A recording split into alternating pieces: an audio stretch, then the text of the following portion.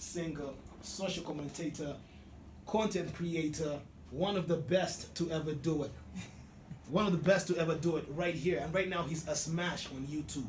He's getting more likes than his followers. He's getting more groupies than more singers. Actually, I think he gets more groupies than all the rappers put together. If you got all the rappers in Uganda and then you put them together, I think this man gets more groupies than all of them. I'm talking about none other than Moses Chiwoneka Jr., also known as Uncle Mo. Happy to be here, man. How you doing, fam? I'm great, man. Happy to see you, Rugged Made, man. Yeah. You've taken the, what they call it, my tide of virginity. Finally. Finally, you're tight on this show is called The Detox, by the way. Yeah. And you are on the VIP set. Awesome, man. Well, welcome, man. Happy to be here. Happy to be here. Let's start, like, we're having conversations Yes. before. Let's start where it all began, right? Because I know you've done film. Yes. In Uganda here. Yeah. I know you have done series, TV soaps, Yes. right? And I also know that you have done theater. Yes. So where does the story begin? Where does Uncle Mo start? First of all, before even Uncle or before even getting into performance arts here, I didn't think I used to do it in school, but I didn't think I would ever start to seriously pursue be in the entertainment space. Right. But then one day, first of all, yes, I'm actually a mechanic. So one day I'm at work doing my usual 9 to 5 gig, and a friend who was the lead on this show that was on NTV then. Yeah. What show? That was Deception. Oh, Deception. Yeah, it was a lead. It's called Kabogoza. He was acting as Chris on the show. Right. He tells, I think there's a guy that were firing from the show. Mm-hmm. So he tells them, there's a guy I used to act with back in school. Can you call him and auditions for his role and we pick this up because I can't do this scene again tomorrow. This guy can come and act now. So this guy gives me a call. I'm like, man, why do you believe in me like this? We last acted back in high school. We have grown old and stuff. You can't. I was like, anyway, let me come through and do an audition. So I show up. They're like, the person is a lawyer. Right. They give me the lines. I was like, cool, let's do this. I went through the lines. The director was like, suit up. For real. I showed up at the set. They told me to put on a suit. They were shooting immediately. That's where it started. And I was like, I think I'm going to come back acting. This is like 2016. That's way back. When you began Deception. Yes. Wow. It was actually in its final season when they called me on. That's when I bounced back into being in performance arts. Yeah. After that, around the same time, I got into a film, Love Faces. Mm-hmm. It's been doing rounds on TV, and on TV people have been watching. I saw a premiere. Yes, so Love Faces. After Love Faces, I was like, I think I'm going to enjoy doing this, having time off when I have time off the garage work, go do a gig here, gig there, Right. like that. So you have done Love Faces, you have done Deception. Yes, for film, I've done Love Faces, I've done In the Neighborhood, it was Yeah. an advocacy film. I've also done Bed of Thorns, that was also advocacy, for gender-based violence. Yeah. For shows, I was on... First wait, before you just throw Bed of Thorns like that, that was like really huge. Yeah, it was a... That was a huge movie. Yeah, it went international. Yeah, He had yeah. actually got accolades for I it. saw you beating a woman. I'm like, is this how you get down in real life? No, Bed of Beating, that's Love Faces. Oh, that's Love For Faces. Bed of Thorns, I was it was gender-based violence. I was working as a tailor at a bridal shop, Yeah. and the lady who was the owner of the shop used to abuse me domestically. So that's... So you got bitten in one movie. Then Yeah, the other one I was in a another bit... movie, you're like, man, I'll get you back for this one. You're like, like you guys are still playing. Like, Karma is the bad girl. So yeah. All right then. And from there, then what did you get, like your first role? Your first role in Deception. Is it what opened doors for you to go into these movies? Yeah. It was very key. After the role in Deception, it was easier for me to audition for the show that NTV got next. Right. That was Power of Legacy. It's still running. We're Yeah. going for third season. This is the third season. By the way, Power of Legacy has like a very, very, very. The cast is handpicked. phenomenal. Is handpicked. prop. You know, because Head hunted. like you don't, not just any other actor, not just any Tom, Dick, and Harry is on Power of Legacy. I've seen Mr. Wawuyo, very seasoned actor. Yeah. I have seen. Madame Sarah Kisauzi. She's People who call her now where you saw from Deception. From Deception is in there. Phenomenal. Of course, you're in there as well. I've seen what's her name? I call her Diblan, Diana. Oh yeah, Diana. Kahunde. Yes. Kahunde is in there as well. Yeah. Who else is in? Because Power of Legacy is huge. There's a house in Mushema. There is a Kahin. Oh God, their names. Yeah. But yeah, it's just not. When I showed up there, I looked at everyone. They have this guy, Valentino Richard, that dancer. Yeah. The guy who was in Noaji's video. Yeah. That guy. He's among the boys up in there. There is. Can't remember every guy of it. I know. Yeah. So anyway, this story is just about like a family that is going through it. Like this very rich family, and now they're fighting. They're fighting for estate issues. For estate issues and inheritance and like that. That's, I think, one of the best short soaps that I've watched. Yeah. You know, personally that I've watched. Yeah. And then when I saw you in it, I'm like, okay, now things are gonna get interesting. Yeah, I'm actually on it as a I was an investigator for the boss. And you play that part so well. Yeah. You have like this whole James Bond all Yeah. around you. You know. Yeah. We'll like a real detective. Yeah. You know, Private investigator. Yeah, sort of you thing, yes. like really assume that role. Big up on that one. Thanks, man. Yeah. So around there in the middle, I was also on Urban's coffee shop. It was also it went award winning. Coffee shop. I remember that. Yes, it was a nice one.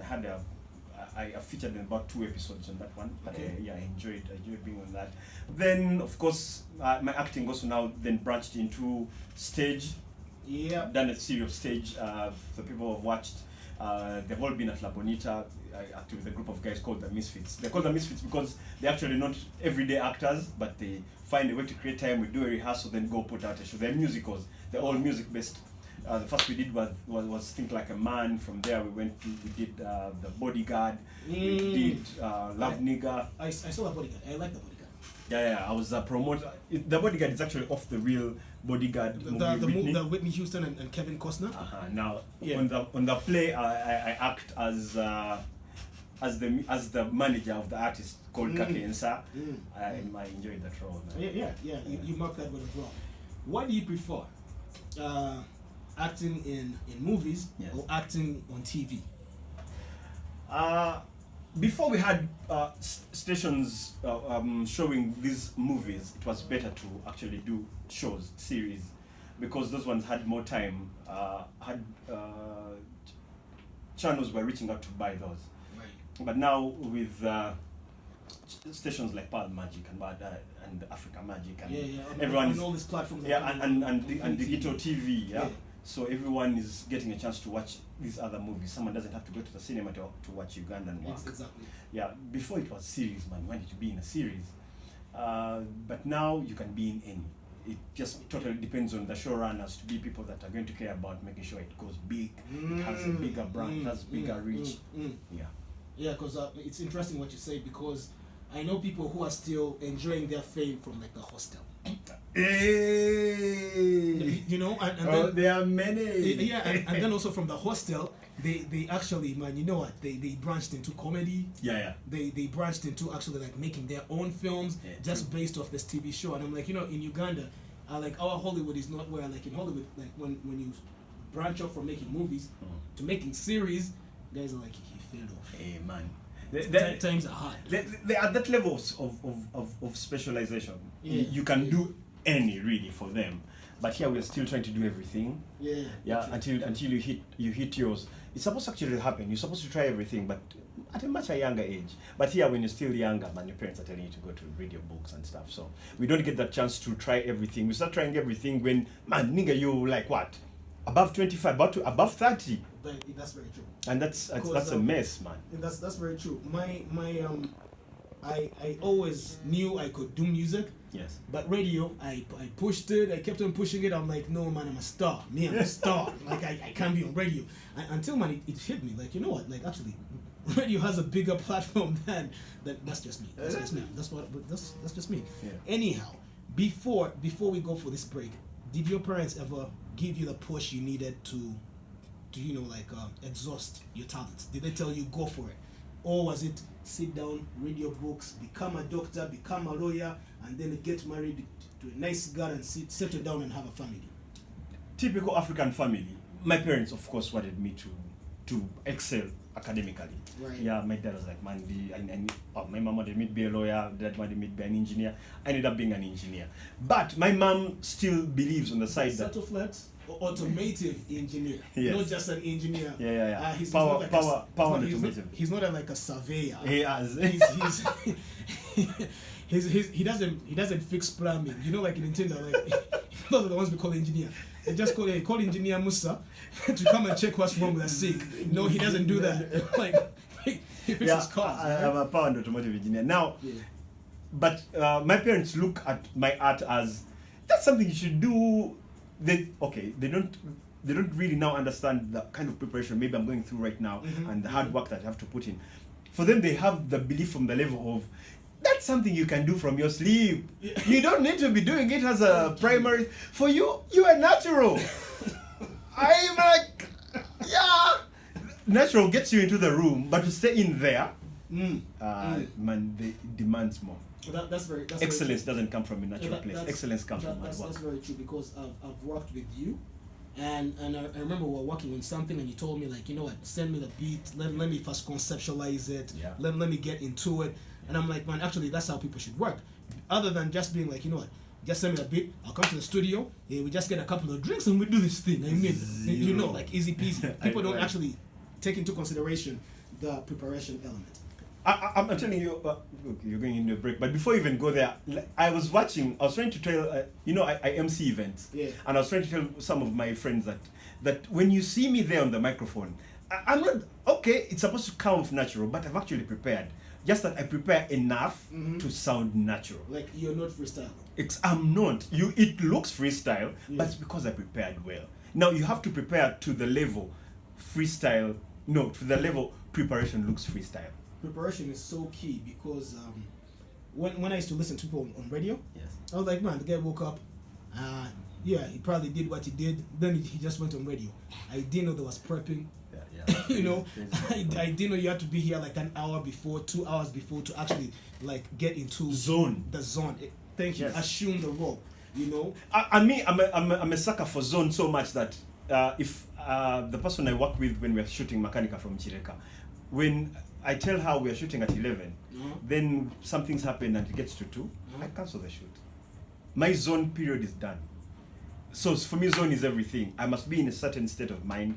I must be ready at a certain, mentally. I must be at a certain level. There's a way it gives me vibe to now say the things I wanted to say. Wow. It goes over 3 hours. I can't do it anymore. This is Title Radio. We have Moses Chiboneka Jr., aka Uncle Mo, on the VIP seat, and he says preparation is everything. Sometimes I come for the show, like 5 minutes to the show, and they tell me, you know what, go home.